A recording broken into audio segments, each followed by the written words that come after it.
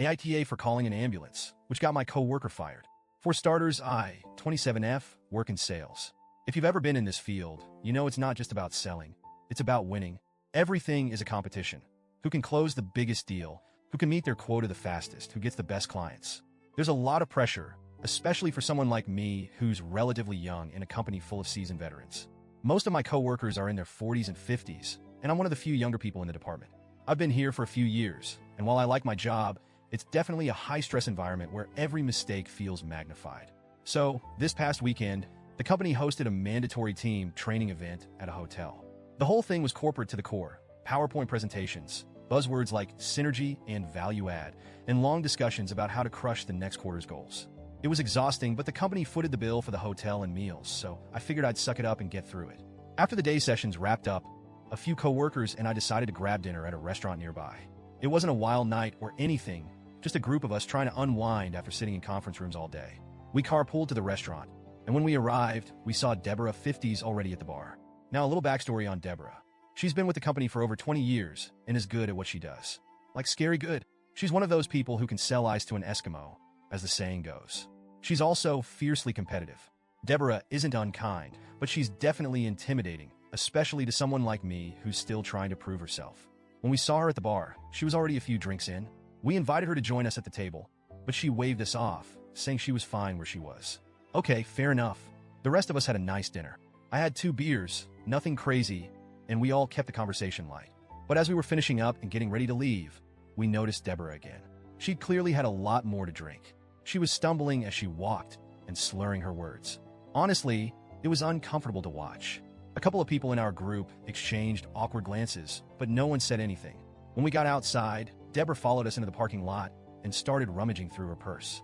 My stomach dropped when I realized she was looking for her car keys. I'm not one to get in people's business, but this was a clear-cut case where I couldn't stay quiet. Hey, Deborah, I said, trying to keep my tone light. Why don't I drive you back to the hotel? It's really not safe for you to drive right now. She looked at me for a second, and I could tell she was annoyed. But after a moment, she handed me her keys and said, fine, whatever. I thought the situation was under control, but as she walked around to the passenger side of the car, things took a turn. She tripped over absolutely nothing, just her own feet, and fell straight back onto the pavement. The sound of her head hitting the ground was sickening. It was like someone dropped a watermelon. I rushed over to her, and my heart sank.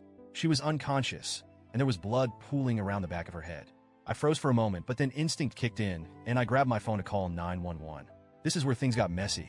One of my co-workers, Matt, 30s, came up to me and said, "Don't call an ambulance. We'll just take her back to the hotel and put her in bed. She'll sleep it off." I couldn't believe what I was hearing. "Matt," I said, "she hit her head. She's bleeding. What if she cracked her skull? What if she has a concussion?" He rolled his eyes and said, "You're overreacting. She just needs to sleep it off." I was floored. I couldn't believe he was willing to gamble with someone's life like that just to avoid a little inconvenience. I turned to the rest of the group and said, "Does anyone here really think it's a good idea to just leave her like this?"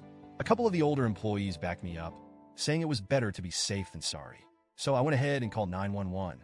The paramedics arrived quickly and took Deborah to the hospital. I rode with her because I didn't want her to be alone, and honestly, I was terrified she wouldn't wake up. The whole ride there, I kept thinking, what if she dies? What if I'm too late? Thankfully, she survived. She had a mild skull fracture and a concussion, and the doctor said it was a good thing she came in when she did. They said if she'd been left alone, things could have been much worse. The next day, I checked in on her at the hospital. She was awake, but groggy.